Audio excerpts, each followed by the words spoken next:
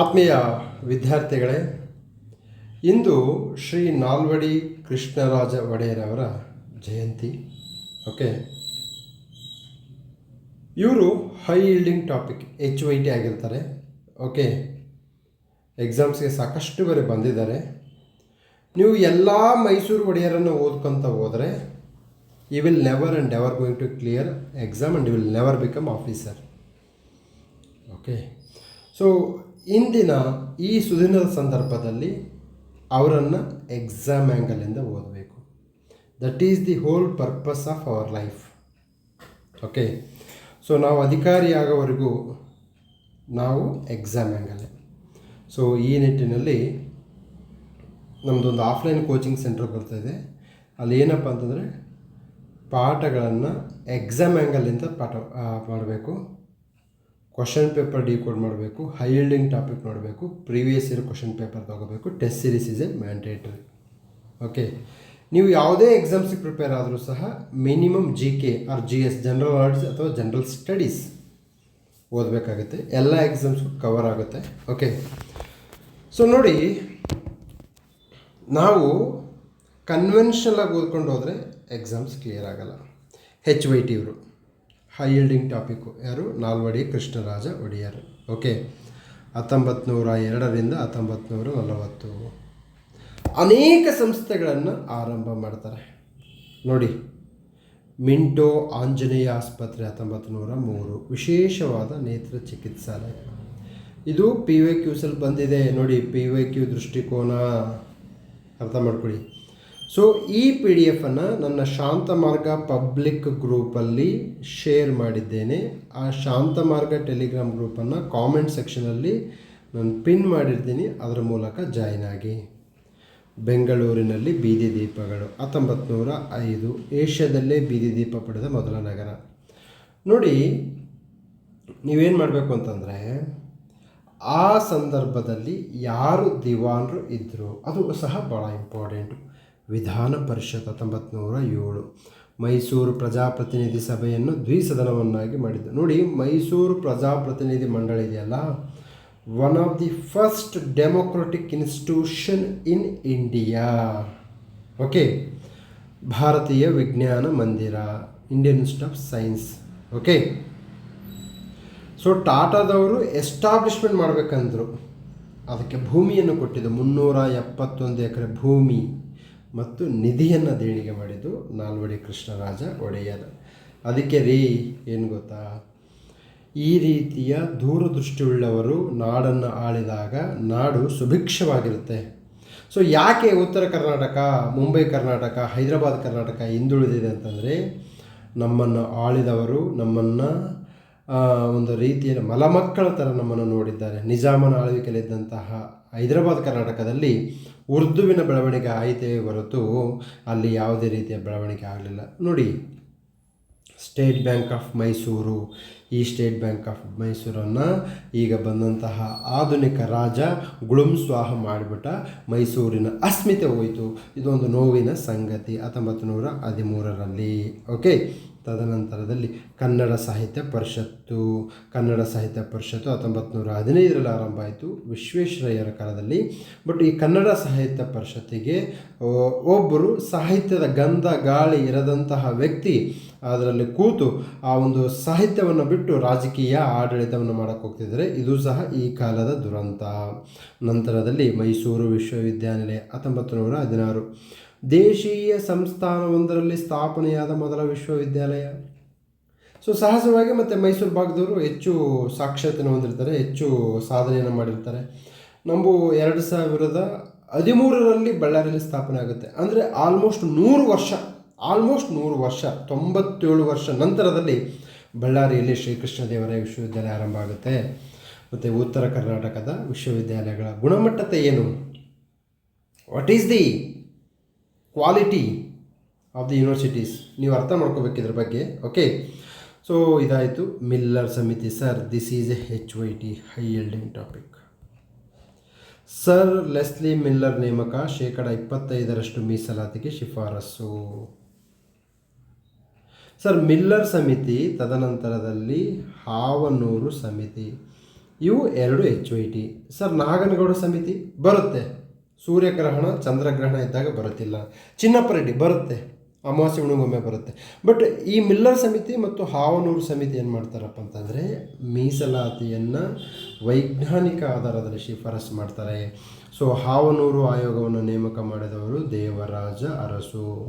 Okay, so ಕರ್ನಾಟಕಕ್ಕೊಬ್ಬರೇ Devaraja Arasu, there is no second Devaraja Arasu, keep it in your mind. Okay, Devaraja Arasu okay ಅತ್ಯಂತ ಸೂಕ್ಷ್ಮ ಸಮುದಾಯದಿಂದ, micro ಕಮ್ಯುನಿಟಿಯಿಂದ ಬಂದವರು, ಬಟ್ ಎಲ್ಲ ಕಮ್ಯುನಿಟಿಗಳನ್ನು ಬೆಳೆಸಿದವರು. So there is only one Devaraja Aras in Karnataka, no second Devaraja Aras. Okay, Miller ಸಮಿತಿ, ಹಾವನೂರು ಸಮಿತಿ ಇವು KS ಪ್ರಿಲಿಮ್ಸ್ಗೂ ಬರುತ್ತೆ, KS ಮೇನ್ಸ್ಗೂ ಬರುತ್ತೆ. ಸೊ ನಮ್ಮ ಈಗ ಆಫ್ಲೈನ್ ಕ್ಲಾಸ್ ಸ್ಟಾರ್ಟ್ ಆಗುತ್ತಲ್ಲ, it includes KS prelims and mains. Okay sir, purely exam oriented sir. Okay sir, ಅದೇ ಥರ ಎಲ್ಲೇ ಸಿಕ್ಕರು please go and join. Okay, my concern is that you should be guided missile. Okay, ಮಹಿಳೆಯರಿಗೆ ಮತದಾನದ ಹಕ್ಕು 1923. Okay, Shantamarga IAS and KS ಹೈಲ್ಡಿಂಗ್ topics. ಮಹಿಳೆಯರಿಗೆ ಮತದಾನ ಹಕ್ಕು ನೀಡಿದ ಭಾರತದ ಮೊದಲ ರಾಜ್ಯ. ನಿಮಗೆಲ್ಲ ಗೊತ್ತಿದೆ, ಮಹಿಳೆಯರು ಅಂತಂದರೆ ದುರ್ಬಲ ವರ್ಗಕ್ಕೆ ಸೇರಿದವರು. ದುರ್ಬಲ ವರ್ಗಕ್ಕೆ ಸೇರಿದವರ ಕುರಿತು ಪ್ರಶ್ನೆಗಳು 100ಕ್ಕೆ 100% ಬರುತ್ತೆ. You got it. ನೀವು ನೋಡಿ, ಈ ಒಂದು ಮತದಾನದ ಹಕ್ಕು ನೀಡ್ತಕ್ಕಂಥದ್ದು ಇದೆಯಲ್ಲ, ಇದು empowerment of the women. Okay, ತದನಂತರದಲ್ಲಿ ಭದ್ರಾವತಿಯಲ್ಲಿ Visvesvaraya iron and steel, Baba Budangiri ಕಬ್ಬಿಣದ ಅದಿರನ್ನು ಬಳಸಲು ಮೈಸೂರು ಐರನ್ ವರ್ಕ್ಸ್ ಆಗಿ ಪ್ರಾರಂಭ. ಮೈಸೂರು ಐರನ್ ವರ್ಕ್ಸ್ ನಂತರದಲ್ಲಿ VS ವಿಶ್ವೇಶ್ವರಯ್ಯ ಕನ್ವರ್ಟ್ ಆಗುತ್ತೆ. ಸ್ಥಾಪನೆಯಾಗಿದ್ದು 1923. KRS ಅಣೆಕಟ್ಟು 1924. ಯೋಜನೆಗೆ ಧನ ಸಹಾಯ ಮಾಡಲು ತಮ್ಮ ವೈಯಕ್ತಿಕ ಆಸ್ತಿಯನ್ನು ಅಡಮಾನವಿಟ್ಟರು. ನೋಡಿ, ಅಣೆಕಟ್ಟು ಕಟ್ಟಬೇಕಾದ್ರೆ ಹಣ ಇರಲ್ಲ. ಸೊ ನಾಲ್ವಡಿಯವರು ಏನು ಮಾಡ್ತಾರೆ ಅಂದರೆ ತಮ್ಮ ಒಡವೆಗಳನ್ನು, ತಮ್ಮ ಹೆಂಡತಿಯ ಒಡವೆಗಳನ್ನು ಅಡಮಾನವಾಗಿಟ್ಟು ದುಡ್ಡನ್ನು ತೆಗೆದುಕೊಂಬಂದು KRS ಡ್ಯಾಮನ್ನು ಕಟ್ತಾರೆ. ಅದಕ್ಕೆ ಒಂದು ಸಾಂಗ್ ಇದೆ, ನಾ ಕೋಳಿಕ ರಂಗ, ಮಾಸ್ಟರ್ ಆನಂದ್ ಅವರ ಫಿಲಮಲ್ಲಿ ಒಂದು ಕೈಲಾಶ್ ಕೆಹರ್ ಸಾಂಗ್ ಆಡಿದ್ದಾರೆ. ಓಕೆ, ಭಾಳ ಅದ್ಭುತವಾದ ಸಾಂಗು. ಸೊ ಆ ಸಾಂಗನ್ನು ಕೇಳಿ, ಏನಕ್ಕೆ ಅಂದರೆ ಎಂಟರ್ಟೈನ್ಮೆಂಟ್ ಪ್ಲಸ್ ಇನ್ಫಾರ್ಮೇಷನ್ ಎರಡೂ ಸಿಗುತ್ತೆ. I believe in information plus entertainment. Okay, most important ಅದನ್ನು ಮ್ಯೂಸಿಕ್ ಡೈರೆಕ್ಷನ್ ಮಾಡಿದವರು ಯಾರು ಗೊತ್ತಾ? ನಮ್ಮ ಊರಿನ ಪಕ್ಕ ಬಳ್ಳಾರಿ ಭಾಗದವರು, ಕಂಪ್ಲಿ ಭಾಗದವರು, ರಾಜು ಎಮ್ಮಿಗನೂರಿನ ಜಡಿಸಿದ್ದ ಶಿವಯೋಗಿಗಳು, ಅವಧೂತ ಪರಂಪರೆಯವರು. ಅವರು ಭಾಳ ಅದ್ಭುತವಾಗಿ ಕಂಪೋಸ್ ಮಾಡಿದ್ದಾರೆ. ಮರೆಯೋದುಂಟೆ ಮೈಸೂರು ಒಡೆಯ ಶ್ರೀ ನಾಲ್ವಡಿ ಕೃಷ್ಣರಾಜ ಒಡೆಯ, ಮರೆಯೋದುಂಟೆ ಮೈಸೂರು ಒಡೆಯ ಶ್ರೀ ನಾಲ್ವಡಿ ಕೃಷ್ಣರಾಜ ಒಡೆಯ. ಹೆಂಗೆ ಮರೆಯೋಕ್ಕಾಗತ್ತೆ ರೀ? ಇಲ್ಲೆಲ್ಲ ನೋಡಿ, ತಮ್ಮ ವೈಯಕ್ತಿಕ ಹಣವನ್ನು ಇಟ್ಟು ಡ್ಯಾಮ್ ಕಟ್ತಾರೆ. ಈಗ ಡ್ಯಾಮ್ ಕಟ್ಟಬೇಕಾದ್ರೆ ವೈಯಕ್ತಿಕ ಏಳಿಗೆಗೆ ಆಗ್ತಕ್ಕಂಥದ್ದನ್ನು ನೋಡ್ಬೋದಂತೆ. ಓಕೆ, ಸೊ ನೋಡಿ, ಟ್ರಾಪ್ಸ್ KPSC ಮತ್ತು ಹೇಗೆ ಟ್ರಾಪ್ಸ್ ಬರ್ತದೆ. ಈಗ ನನ್ನ ಪೊಲಿಟಿ HYT ಬುಕ್ಕ ಬರ್ತಾ ಇದೆಯಲ್ಲ, ಅದರಲ್ಲಿ ಟ್ರಾಪ್ಸ್ ಮೆನ್ಷನ್ ಮಾಡಿದ್ದೀನಿ. ಎಕ್ಸಾಮ್ನವರು ಹೇಗೆ ನಿಮ್ಮನ್ನು ಟ್ರಾಪ್ ಮಾಡ್ತಾನೆ ಅಂತಕ್ಕಂತೇಳಿ. ರಾಜರ್ಷಿ ಬಿರುದನ್ನು ಕೊಟ್ಟವರು ರವೀಂದ್ರನಾಥ್ ಟಾಗೋರ್ ಅಲ್ಲ, ಸ್ವಾಮಿ ವಿವೇಕಾನಂದ ಅಲ್ಲ, ಲಾರ್ಡ್ ಕರ್ಜನ್ ಅಲ್ಲ, ಮಹಾತ್ಮ ಗಾಂಧೀಜಿಯವರು ಕೊಟ್ಟಿದ್ದು. ಬಟ್ ಲಾರ್ಡ್ ಕರ್ಜನ್ ಹೇಳ್ತಾನೆ ವಿಶ್ವದ ಅತ್ಯುತ್ತಮ ಆಡಳಿತವಿರುವ ರಾಜ್ಯ ಅಂತೇಳಿ ಲಾರ್ಡ್ ಕರ್ಜನ್ ಹೇಳ್ತಾನೆ. Lord Curzon is A HYT. ನೀವು ಎಲ್ಲ ಗವರ್ನರ್ ಜನರಲ್ಗಳನ್ನು ಓದ್ಕೊಳ್ತು ಹೋದರೆ ನೀವು ಇತಿಹಾಸದಲ್ಲಿ PhD ಮಾಡ್ತಿರೋ ಹೊರತು ಅಧಿಕಾರಿಯಾಗಲು ಸಾಧ್ಯವೇ ಇಲ್ಲ. If you want to become officer, yes, read it in a high yielding topic angle. HYT is not my word, HYT is the word of competitive exam. ಭಾಳಷ್ಟು ಜನ HYT ಹುಟ್ಟಾಕ್ದವರು ಶಾಂತಪ್ಪ ಸರ್ ಅಂತ ಹೇಳ್ತಾರೆ. ನೋ, ಐ ಆಮ್ ಜಸ್ಟ್ ಒಂದು ಶಿಶು. ಈ ಸ್ಪರ್ಧಾತ್ಮಕ ಪರೀಕ್ಷೆಯಲ್ಲಿ ನಾನೊಬ್ಬ ಶಿಶು ಅಷ್ಟೇ, ಬಿಟ್ಟರೆ ಬೇರೇನೂ ಇಲ್ಲ. ಬಟ್ ನನ್ನ ಒಂದು ಈ 15 ವರ್ಷದ ಅನುಭವ ಇದೆಯಲ್ಲ, ನನಗೆ ಗೊತ್ತಾಯಿತು. ಓಕೆ, ನೀವು ಲಾರ್ಡ್ ಮಿಂಟೋ ಓದಬಾರ್ದು, ಈ ಆಕ್ಲೆಂಡ್ ಓದಬಾರ್ದು, ತದನಂತರ ಲಿನ್ಲೆತ್ಗೋ ಬೇಡ, ತದನಂತರದಲ್ಲಿ ನಿಮಗೆ ನಿಮಗೆ ವಾರನ್ ಎಸ್ಟಿಂಗ್ಸ್ ಇಂಪಾರ್ಟೆಂಟ್ ಆಗುತ್ತೆ, ಕಾರ್ನ್ವಾಲಿಸ್ ಇಂಪಾರ್ಟೆಂಟ್ ಆಗುತ್ತೆ, ಕರ್ಜನ್ ಇಂಪಾರ್ಟೆಂಟ್ ಆಗುತ್ತೆ. ಕರ್ಜನ್ನ ಒಡೆದು ಆಳುವ ನೀತಿ, ಉದಾಹರಣೆ ಕಾರ್ಪೊರೇಷನ್ ಆ್ಯಕ್ಟ್, ಯೂನಿವರ್ಸಿಟಿ ಆ್ಯಕ್ಟ್, ತದನಂತರದ ಬಂಗಾಳದ ವಿಭಜನೆ. Exams important. ಸೊ ಈಗ 11ನೇ ಬ್ಯಾಚ್ ಆರಂಭ ಆಗಿರ್ತಕ್ಕಂಥ ತಮಗೆಲ್ಲ ಗೊತ್ತಿದೆ. ಓಕೆ, ತದನಂತರದಲ್ಲಿ ಸೊ VASL ಅಥವಾ SBM ಸ್ಥಾಪನೆಗೆ ಯಾರು ಕಾರಣ ಎಂದು ಪ್ರಶ್ನೆ ಕೇಳಲಾಗುತ್ತದೆ. ಆಡಳಿತಗಾರರು, ಪೋಷಕರು ಯಾರು ಅಂತ ಕೇಳಿದರೆ ನಾಲ್ವಡಿಯವರು. ಓಕೆ, ಸೊ ಯಾರ ಆಳ್ವಿಕೆಯಲ್ಲಿ ಅಂತಂದರೆ ನಾಲ್ವಡಿ ಕೃಷ್ಣರಾಜ ಒಡೆಯರ್. ನೋಡಿ, ನಿಮಗೆ ನಾಲ್ವಡಿ ಕೃಷ್ಣರಾಜ ಒಡೆಯರವರ ತಂದೆ ಎಕ್ಸಾಮ್ಸ್ ಇಂಪಾರ್ಟೆಂಟ್ ಅಲ್ಲ. 10ನೇ ಜಯಚಾಮರಾಜೇಂದ್ರ ಒಡೆಯರ್ ಜಸ್ಟ್ ಒಂದೇನೋ ರಾಜ್ಯಪಾಲರಾಗಿದ್ದರು, ಅಷ್ಟು ಬಿಟ್ಟರೆ ಅವರ ಸಾಧನೆಗಳು ಎಕ್ಸಾಮ್ಸ್ಗೆ ಇಂಪಾರ್ಟೆಂಟ್ ಅಲ್ಲ. 3ನೇ ಕೃಷ್ಣರಾಜ ಒಡೆಯರ್ ಎಕ್ಸಾಮ್ಸ್ಗೆ ಇಂಪಾರ್ಟೆಂಟ್ ಅಲ್ಲ. ಚಿಕ್ಕ ದೇವರಾಜ ಒಡೆಯರ್ ಎಕ್ಸಾಮ್ಸ್ಗೆ important. Keep it in your mind. Okay sir, Miller ಸಮಿತಿಯ ಉದ್ದೇಶ. Okay, HYT students please do homework on Miller ಸಮಿತಿ. ನೋಡಿ, HYT ಸ್ಟೂಡೆಂಟ್ಸು ಹೋಮ್ವರ್ಕ್ ಮಾಡಿ ಕಳಿಸ್ತಾರೆ. That is the beauty of their commitment and dedication.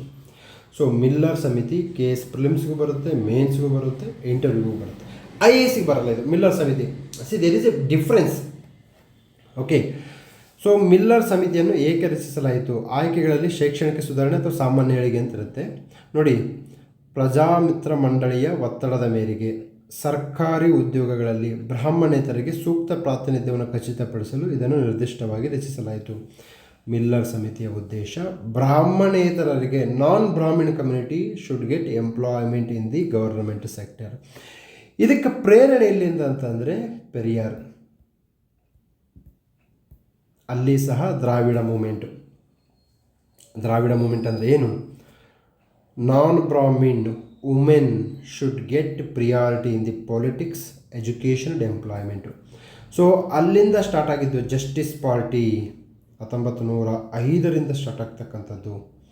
So ಇಲ್ಲಿಯವರೆಗೂ 2025ರವರೆಗೂ ದ್ರಾವಿಡ ಮೂಮೆಂಟ್. ಈಗೇನು ದ್ರಾವಿಡ ಮೂಮೆಂಟ್ ಇದಾವಲ್ಲ, ADMK DMK ಅವೆಲ್ಲ ಬಕ್ವಾಸ್. ಓಕೆ, ಅವ್ಯಾವು fake Dravidism, fake Dravidian ideology. Periyar is the real Dravidian ideology. Okay, ಈಗೆಲ್ಲ ಬರೀ ಕಾಂಟ್ರವರ್ಸಿಯಲ್ಲಿ ಹೇಳಿಕೆ ಕೊಡೋದು ಕುಟುಂಬೋದ್ಧಾರಕ ಪಾರ್ಟಿಗಳವೆಲ್ಲ ಆಗಿದ್ದಾರೆ. That's why people want a new change. That's why TVK came into the picture. So Periyar ಹೇಳಿದಂತಹ ದ್ರಾವಿಡ ಐಡಿಯಾಲಜಿ ಆ ಸಂದರ್ಭದಲ್ಲಿ ಅದು ಹೆಚ್ಚು ಸೂಕ್ತವಾಗ್ತಿತ್ತು. ಈಗ ಅಭಿವೃದ್ಧಿಯಾಗಬೇಕಾಗಿದೆ. ಸೊ ಪ್ರತಿಯೊಂದು ಐಡಿಯಾಲಜಿ ಕಾಲಘಟ್ಟದಲ್ಲಿ ತನ್ನ ಐಡಿಯಾಲಜಿಯನ್ನು ಬದಲಾವಣೆ ಮಾಡ್ಕೋಬೇಕಾಗತ್ತೆ. ಓಕೆ, ಸೊ ಈಗ DMK ADMK ಇದೆಯಲ್ಲ, ಅವೆಲ್ಲ ಕುಟುಂಬ ಆಧಾರಿತ ಪಕ್ಷಗಳು. ಒನ್ ಫೈನ್ ಡೇ ಹೋಗುತ್ತವೆ. ಎನಿ ಕುಟುಂಬ ಆಧಾರಿತ ಪಕ್ಷ one fine day will collapse, no doubt. Any party, Congress, BJP, JDS. ಈಗ BJPಯಲ್ಲಿ ಕುಟುಂಬ ಬಂದರೆ ಅದು ಹೋಗುತ್ತೆ, JDSಲ್ಲಿ ಕುಟುಂಬ ಬಂದರೆ ಅದು ಹೋಗುತ್ತೆ, ನೋ ಡೌಟ್. ಏನಕ್ಕೆ ಅಂತಂದರೆ ನೋಡಿ, ಸೊ ನೀವು ಅರ್ಥ ಮಾಡ್ಕೋಬೇಕು, ಸಚಿನ್ ತೆಂಡೂಲ್ಕರ್ ಅಷ್ಟೇ ಸಾಮರ್ಥ್ಯ ಅವ್ರ ಮಗನಲ್ಲಿ ನಾವು ನೋಡೋಕ್ಕಾಗಲ್ಲ. ಅಮಿತಾಬ್ ಬಚ್ಚನ್ ಸಾಮರ್ಥ್ಯವನ್ನು ಅಮಿತಾಬ್ ಬಚ್ಚನ್ ಮಗನಲ್ಲಿ ನೋಡೋಕ್ಕಾಗಲ್ಲ. ಆದ್ದರಿಂದ ಶಕ್ತಿ ಇರೋರಿಗೆ ಕೊಡಬೇಕಾಗುತ್ತೆ ಪಕ್ಷವನ್ನು ಹೊರತು ಕೇವಲ ರಕ್ತ ಸಂಬಂಧಗಳ ಆಧಾರದ ಮೇಲೆ ಕೊಡಬಾರ್ದು.